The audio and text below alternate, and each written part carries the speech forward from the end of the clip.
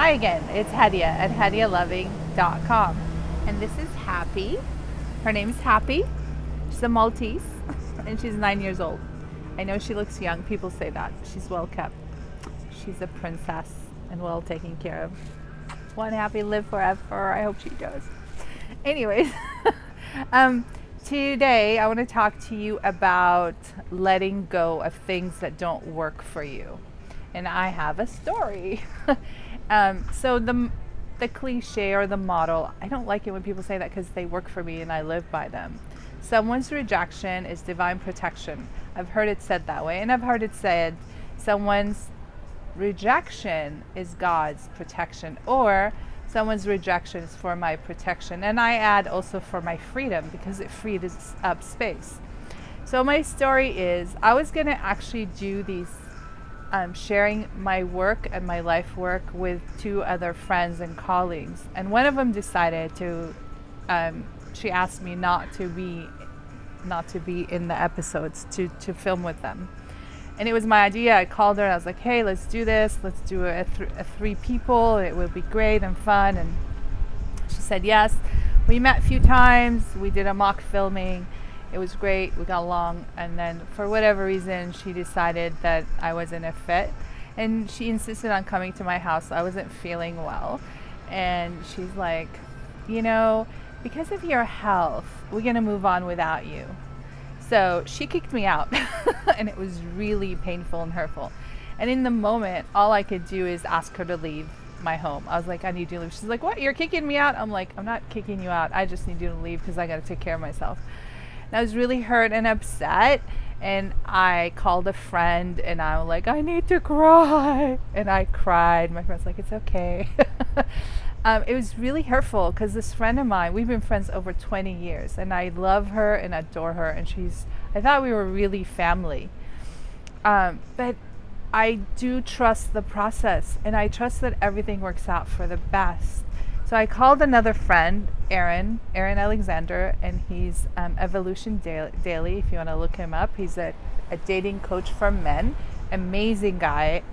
He does amazing work. And I love Aaron. Aaron, if you're watching, hi. He's like, Hadia, don't worry about it. I have this friend. His name is David. He's awesome. You guys will get along. I love David. You're going to love David. David's great. And David is behind the camera. Love you, Aaron. And he's like, I'm going to hook you up. I'm going to talk to David tonight. So things work out for the best. And Aaron's like, you're meant to do this with yourself. So not with your friends. Things usually don't work out. Just do it. Just go for it. And Aaron's been pushing me to do this and put my work out there in social media world. And I was scared. It's kind of intimidating putting yourself out there. But I'm also was excited. I'm like, okay, I'm going to do this. David and I talked, we got together, and now we're working together, and he is amazing, and I do love David, and he's doing this. So it's learning to trust that when someone rejected me, to be okay with it and to allow my feelings. It's not like I wasn't hurt, and I'm still hurt, and I still love my friend, and I care for her. I just don't know how to pursue yet. And I have support. I talk to my therapist about it, my co-counselors, my life coach, my business coach, to air out the hurt feelings. It's really important to get support with your feelings and not act out on them. I did not call her and say, hey, you're a blah. I don't want to do that, because when I do that, that hurts me. And that's not loving and kind to me. What's loving and kind is to take care of my emotional and mental process in a safe space. And not to dump and project on someone else my hurt feelings. And like when she came over and said this to me, and I wasn't feeling well, mind you, I was like sick with a severe headache and dizziness, and I was like, what is happening right now? So she caught me in an extremely vulnerable state physically as is. I'm like, oh my God, what do I do? And I didn't know what to do. My best was to just ask her to leave. and that was the best thing I could have done. I'm like, and then I called another counselor. I was like talking to my counselor. I'm like, I didn't know what to do. And she's like, you took care of yourself. That's what you do. You take care of yourself.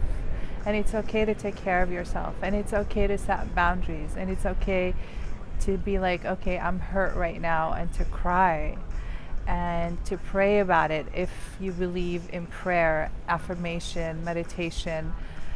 And I went and took Happy out. Happy. We went out for a walk at night, and I love listening to spiritual, inspiring chants and music, and that's what we did. And I started dancing.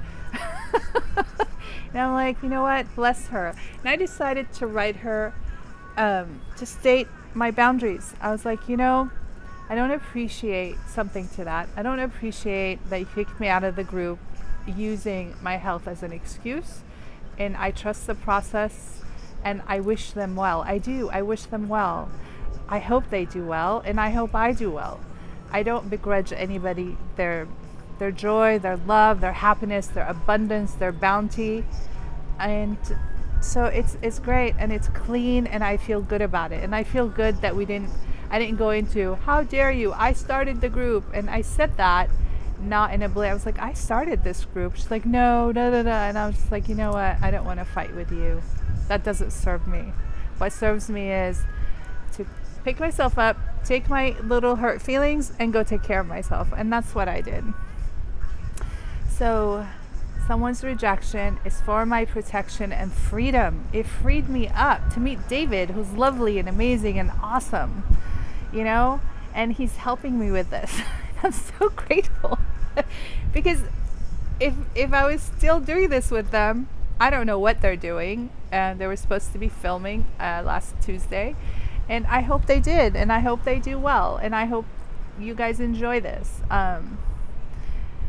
So if you have any comments on being rejected and how it hurts, because rejection is extremely painful.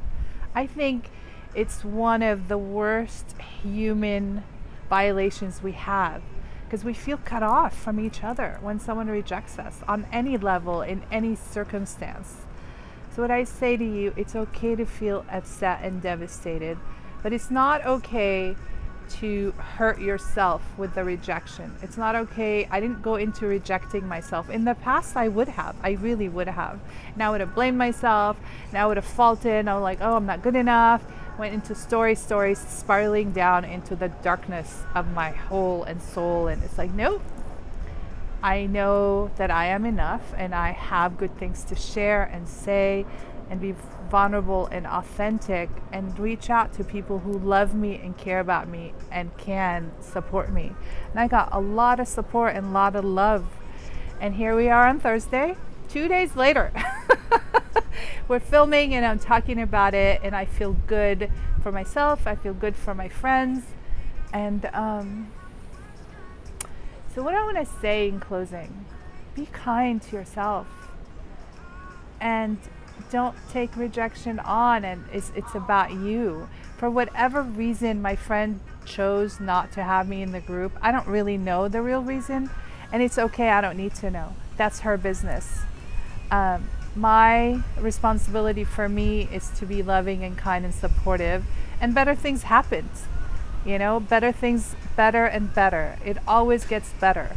And that is totally in my life. Every place I've ever lived, it always got better. Relationships always got better. My self-esteem got better. My self-caring, even hanging out with friends. I've lost many friends through the years. It always got better. So thank you, and we'll see you next time. Say bye, happy.